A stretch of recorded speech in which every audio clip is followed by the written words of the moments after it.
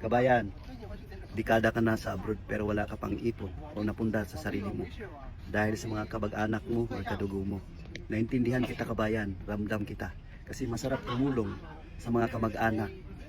Pero mas masarap sa pakiramdam kung tutulungan mo rin yung sarili mo para hindi ka mahirapan sa panahon na ikaw naman nangangailangan at sa iyong pagtanda.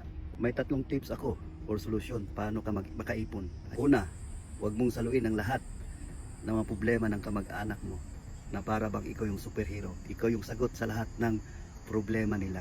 Porkit ikaw yung may kakayahan, magandang trabaho at may pera, ikaw na yung sagot sa problema nila. Paano sila matututo kung nandyan ka palaging sumasalo sa lahat ng problema nila? Paano sila matututo sa mali nilang desisyon kung nandyan ka palagi sa kanila? Pangalawa, maglagay ka ng boundary or limitation. Hindi masamang tumulong sa mga kamag-anak pero magtira ka sa sarili mo. Kung panay bigay ka, darating yung panahon na ikaw naman yung mauubusan. Yung panahon, pera at oras. Pangatlo, turuan mo silang dumiskarte sa buhay. Kahit wala ka sa kanila, katabi nila, matututo silang mabuhay. Hindi ka magpapadala ng pera, mabubuhay sila at marunong silang tumindig sa sarili nila. Kasi hindi biro dito sa abroad. Kung hindi mo i-manage yung kita mo, wala ka talagang maiipon. God bless you everyone. Sana may natutunan kayo.